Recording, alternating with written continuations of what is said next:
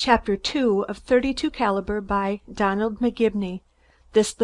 Recording is in the public domain. 32 Caliber by David McGibeny. Chapter 2. Two Men and a Woman. Had Helen been alone, I would have dropped Jim and gone on, knowing that what they had to say to each other was not for outside ears, but when I saw Frank Woods' car there, I felt that a cool head might be needed. There was an ominous set to Jim's shoulders as he walked toward the steps, a sort of drawing in of his head, as though all the muscles in his big frame were tensed. He hesitated a fraction of a second at the door, either to let me catch up with him or because of the distaste for the prospective meeting, and we entered the cool, dark hall together. Helen was standing at the entrance to the big living room, her tall, proud figure erect, her head proudly poised, one graceful arm upraised, with the hand buried in the velvet hangings. She had on a gray traveling suit, the coat of which lay tossed over the back of a nearby chair. A large patent leather traveling case lay beside it. I had expected, from the urgency of the message and the sound of her voice over the telephone, to find Helen agitated, but except for the slight traces of recent tears and a high color, she looked as cool and collected as though she had invited us to tea. Jim, on the other hand, was trembling, his face a pasty white, with great beads of perspiration standing on his forehead. She motioned us to enter, and I led the way, gripping Jim's hand in passing. Woods was standing by the window, his back to us, and his whole pose so artificial, so expressive of disdain, that I felt the short hair rising along the back of my neck in antagonism. When he heard us, Woods turned with contemptuous deliberation, but when he caught sight of the dumb misery on Jim's face, his own turned a dull crimson. Helen crossed the room and seated herself on the divan, back of which Woods was standing. The whole performance, the place she chose near him, the look she flashed at him as she sat down, showed so completely which of the men she loved that my heart sank and I lost hope of ever bringing her back to Jim. It was Helen who spoke first. "You received the note I left this morning?" Jim moistened his lips once and said, "Yes," the word barely audible. "Then there is no need to tell you I have made up my mind to go with Frank." Her tone was coldly final. Woods had turned and was again gazing out of the window. Jim looked at Helen with the eyes of a hound dog. My heart ached for him, but there was nothing I could do. "Why did you come back?" Jim almost whispered, keeping his eyes directly on her face. "Because I didn't want a scandal." She glanced down at her lap, where she was opening and closing her beaded vanity bag. Evidently she was finding the interview harder than she had expected. I hoped that if I could show you definitely and finally that I don't love you, that I am devoted to Frank, your pride, if nothing else, would induce you to give me the divorce for which I asked. That is the reason we decided to come back, so you might make it possible for us to marry without a scandal." The gross selfishness of the woman! I could hardly think of her as my sister. Her cold cruelty, yes, even her damnable beauty, seemed to go to my head, and something snapped inside. I couldn't bear the sight of Jim standing there helpless while those two turned the knife. "That was very considerate of you," I sneered. "You keep out of this, Warren." "I'm damned if I do," I retorted. "I at least have a brother's right to tell you that a man who will sneak into another's home to make love to his wife behind his back, and then—" Woods turned quickly. "That's a lie, and you know it." Jim put his hand on my shoulder. He knew I was ready to fight. "Don't, Bupps." Suddenly he seemed to straighten into life. From the way he set his jaw, I knew that the old courage which had won so many cases in the courtroom was back on the job. "You were quite right, Helen. While I imagine your reason for not wanting a scandal was largely selfish, Yet I think that consideration for my position was partly responsible for your return, and for that I thank you. When you asked for a divorce the other night, I didn't realize that your love for me was so entirely dead, or that you had fallen so completely under this man's influence.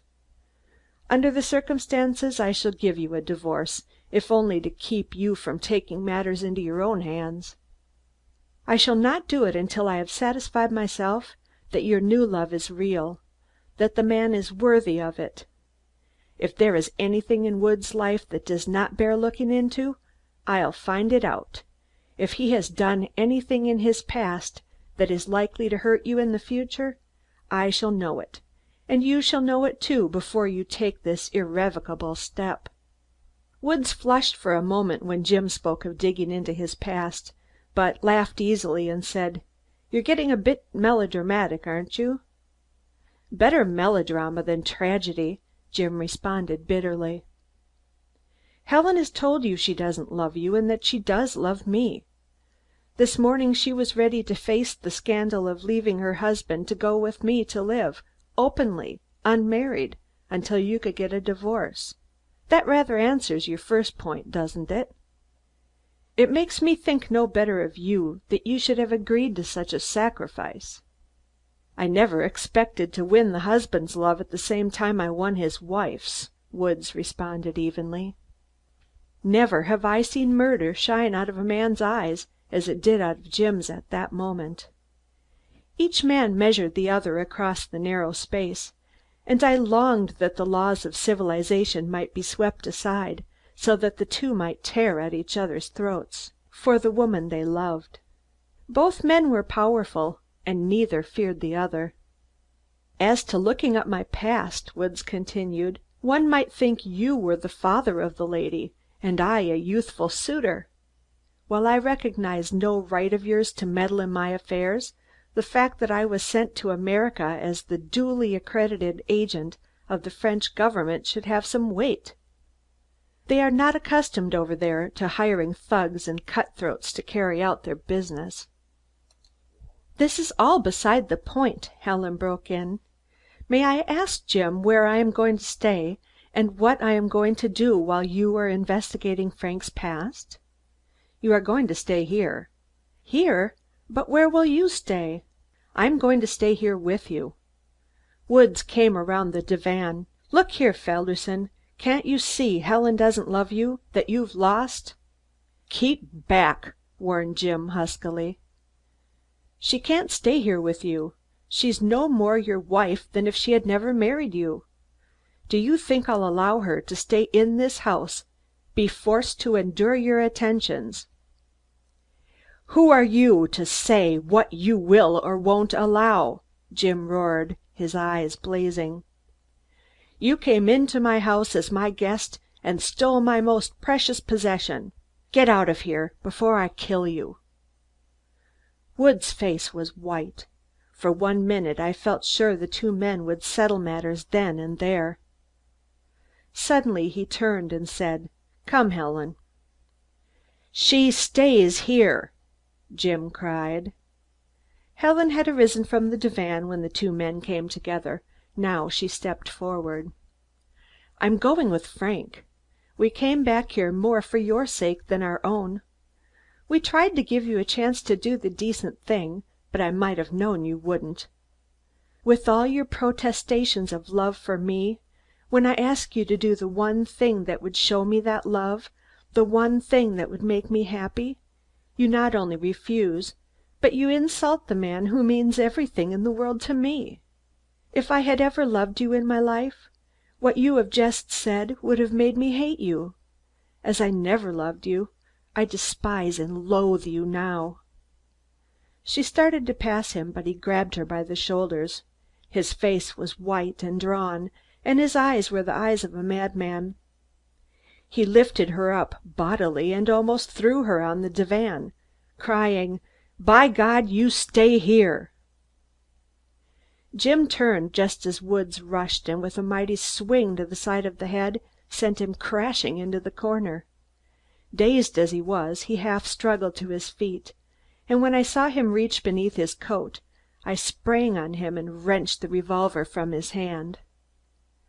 Disheveled and half stupefied, he rose and glared at us like an angry bull. Slowly he straightened his tie and brushed back his hair. He glanced over at Helen, who was sobbing on the sofa. "Two of you, eh? A frame-up?" All the hatred in the world gleamed in his eyes as he looked at Jim. "If you don't let Helen come to me, Felderson, I'll kill you, so help me God, I'll kill you." Then he picked up his coat and hat and walked out of the room. Jim went slowly to the door and into the hall. He looked tired and old. I heard the outer door slam behind Frank Woods and a motor start. Then I went out to Jim. Chapter 2